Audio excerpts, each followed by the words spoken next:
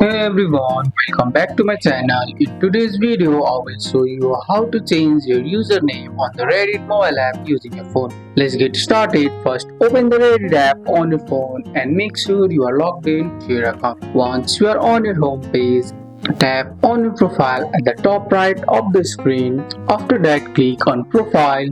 If your Reddit account is brand new and still has the auto-generated username, Reddit will ask if you like to change it. Tap on the option that says Change Username or tap Edit here.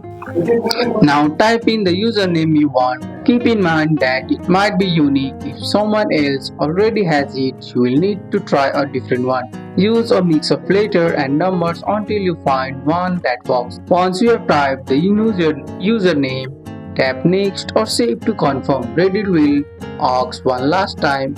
If you are sure, tap confirm and now your new username will be set. And that's it. Now you know how to change your Reddit username on the iPhone using.